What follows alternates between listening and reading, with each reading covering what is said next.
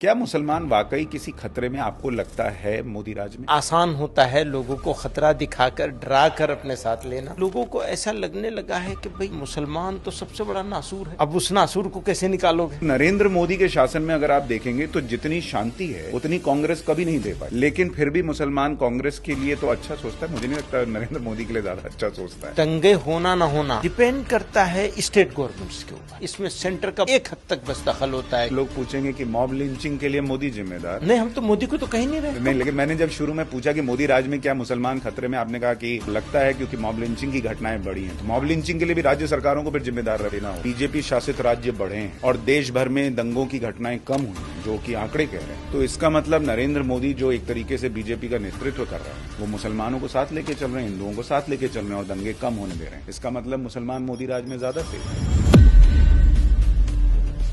हो सकता है। नुपुर शर्मा का केस हुआ, उसी दौरान अगर आप देखेंगे बहुत सारे लोग शिवलिंग का मजाक उड़ा रहे हैं। उनको भी सजा होनी चाहिए। नुपुर शर्मा पे तो एक्शन हो गया, लेकिन नुपुर शर्मा के साथ उसी डिबेट में एक और व्यक्ति बैठे, उनको भी होना चाहिए। लेकिन वो व्यक्ति तो डिबेट घूम रहे हैं। भैया ये मेरा काम है एक्शन लेना, ये एक्शन लेना तो एजेंसीज का काम है। असदुद्दीन ओवैसी कह देते हैं कि मोदी योगी हमेशा नहीं रहेंगे, वो चले जाएंगे मठ में, वो चले जाएंगे गुफा में, उसके बाद तुम्हें कौन बचाएगा। क्या ये सुनकर कोई भी आदमी ये नहीं सोचेगा कि इनका क्या प्लान है भाई? तो रजाकारों ने यही सब तो किया था। अगर आप ये कहेंगे कि स्पेशल कंडीशन अगर हो तो सारे के लिए, हिंदू के लिए भी कर दो, मैं तो यही कहूंगा। तो फिर पॉपुलेशन बढ़ेगी ना? नहीं बढ़ेगी, वो तो हिंदू की भी बढ़ेगी। यही तो गलत बात है ना। नहीं मतलब बढ़ेगी। शादी करेंगे लेकिन बच्चा नहीं करेंगे, ऐसा कैसे भाई होगा? कितना भी बच्चा कर ले। हमारे साथ एक एग्रीमेंट हुआ है, हमने एक एग्रीमेंट के तहत इंडिया को चूज किया है, तो संविधान बना है। नहीं, अब मुझे इस पे आपत्ति। हमारे साथ कौन सा एग्रीमेंट हुआ मुसलमान? हम संविधान को एक एग्रीमेंट समझते हैं। 1947 में तो संविधान बना ही नहीं था, तो आपने कौन सा एग्रीमेंट किया था?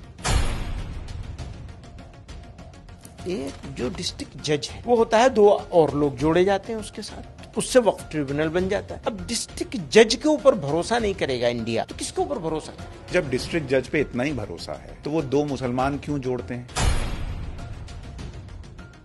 कि मुसलमान को हर चीज अलग मिली क्यों है और उसको वो रखनी क्यों है? भाई वो खुद कहे, भाई सब सारे लोग जिस तरह से केस लड़ रहे हैं हम भी लड़ेंगे, हमको वक्फ ट्रिब्यूनल नहीं चाहिए, हटाओ इसको। कि हमारे लिए स्पेशल होना चाहिए, हम कमजोर हैं। कैसे? सोल्यूशन थोड़ी हुआ कि हम 4 शादी नहीं छोड़ेंगे, तुम सब 4 शादी शुरू कर दो। हम 3 तलाक नहीं छोड़ेंगे, तुम सब 3 तलाक शुरू कर दो। हम जो है वो वक्फ ट्रिब्यूनल नहीं छोड़ेंगे, बाकी सबका भी ट्रिब्यूनल बना दो। ऐसा सेक्युलर देश जो है, क्या उसमें ये व्यवस्था हो सकती है? जो आपके व्यूअर्स हैं उनको लगेगा हाँ भाई आपने बहुत अच्छा सवाल किया है। एक ऐसी कौम जो इतनी पिछड़ी और गरीब है, वो इतनी जमीन कैसे दान कर रही है इस देश में? कैसे कर रही है आप बताइए। अरे मैं कैसे बताऊं? मेरा कॉन्टेक्स्ट देश का है, आपका कॉन्टेक्स्ट आप मुझे लग रहा है मुसलमान के हिसाब से सोच रहे हैं। मैं वक्फ के हिसाब से सोच रहा हूँ। तो वक्फ तो मुसलमानों के लिए ना, मेरे लिए नहीं, मेरे लिए नहीं है, आपके लिए है। जो एनआरसी आई नहीं उसका भी आनी चाहिए, आनी चाहिए। हाँ बिल्कुल आनी चाहिए। बिल्कुल अन्याय किया, न्याय नहीं किया, ये भी छोटा जुमला है। सही जुमला यही कि अन्याय किया। फिर भी मुसलमान तो वोट उन्हीं को देता है, मोदी को तो नहीं देगा। मोदी लेना नहीं चाहता। मुझे लगता है मुसलमान को थोड़ा बाबू शोना करने वाले लोग पसंद आते हैं, भले वो अन्याय कर रहे हैं। सर, दुनिया भर की इस्लामिक कंट्रीज में जो उनका हाईएस्ट सिविलियन अवार्ड है वो नरेंद्र मोदी को मिल जाता है, अपने यहाँ के मुसलमान का वोट नहीं मिलता है। इतना खराब है मोदी।